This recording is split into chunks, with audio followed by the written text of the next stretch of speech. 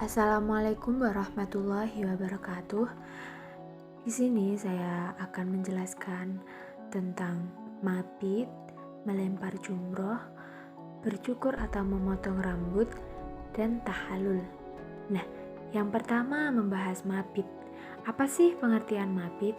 Nah, pengertian mabit secara bahasa itu berarti bermalam, sedangkan menurut istilah, mabit berarti bermalam di Musdalifah dan bermalam di Mina untuk memenuhi ketentuan manasik haji. Yang pertama di sini saya akan membahas mabit di Musdalifah. Nah, mabit di Musdalifah itu adalah bermalam di Musdalifah pada tanggal 10 Zulhijjah setelah wukuf di Arafah dan hukumnya wajib. Mabit di Musdalifah dianggap sah bila jemaah berada di Musdalifah melewati tengah malam, walau ia hanya mabit sesaat. Nah, pada saat mabit, hendaknya seseorang banyak membaca talbiyah, zikir, istighfar, berdoa, atau membaca Al-Quran. Kemudian, yang kedua mabit di Mina. Mabit di Mina adalah bermalam pada malam hari tanggal 11 sampai 12 Zulhijjah bagi nafar awal dan bermalam pada malam hari tanggal 11 sampai 13 Zulhijjah bagi nafar sani. Nah, hukum mabit di Mina adalah wajib. Kemudian melontar jumroh. Nah, melontar jumroh adalah melontarkan batu kerikil ke arah jamroh sugro, wusto, dan kubro dengan niat mengenai objek jumroh atau marma, dan kerikil masuk ke dalam lubang marma. Melontar jumroh dilakukan pada hari nahar dan hari tasyrik. Hukum melontar jumroh adalah wajib. Bila seseorang tidak melaksanakannya, dikenakan dam atau fidyah.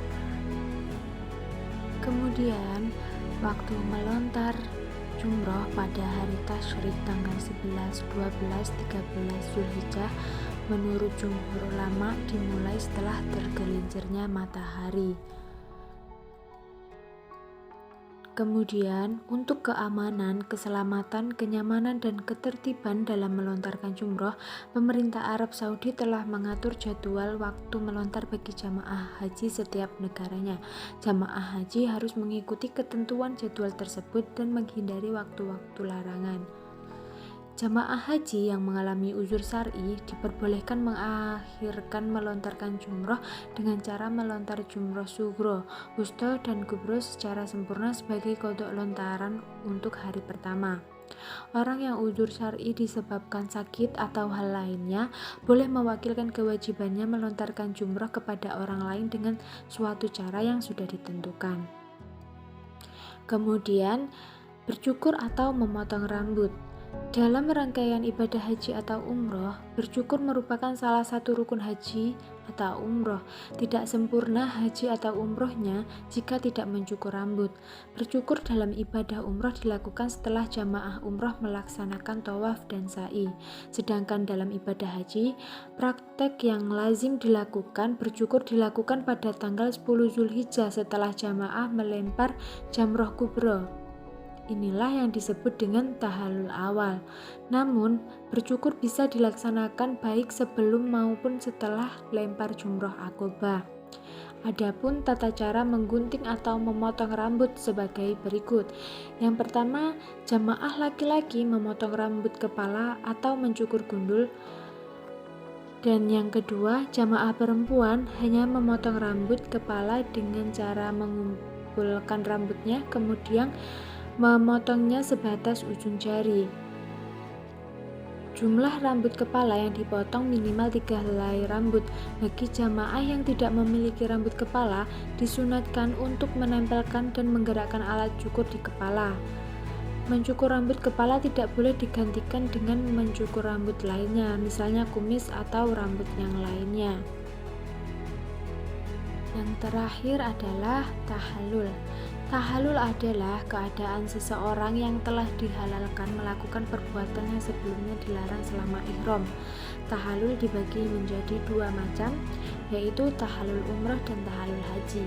Nah, tahalul umroh adalah keadaan seseorang setelah melaksanakan semua rukun umroh dan karena itu dibolehkan melakukan perbuatan yang sebelumnya dilarang selama berihram umroh.